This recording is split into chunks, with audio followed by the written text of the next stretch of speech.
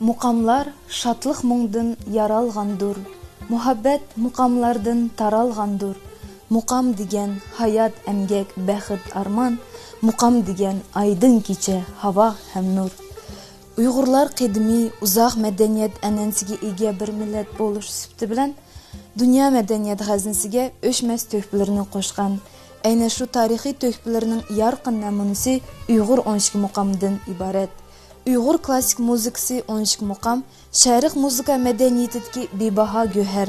Shundaqla Uyg'ur milliy madaniyatining muhim tarkibiy qismlarining biri bo'lish sifati bilan eng yorqin, eng kuchli va eng xarakterlik milliy xususiyatni, milliy estetikalik psixologiyani namoyon qiladi.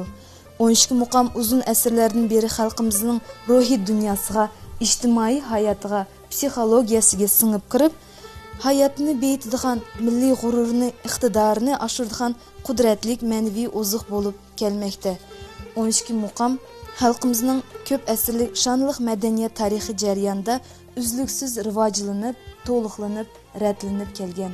Bizning ajdodlarimiz uzun asrlardan buyon o'zlari ijod qilib, o'rinlab, muqamlarni har qanday davr to'saqlaridan o'tkazib, bugungi avlodga yetkazib kelgan.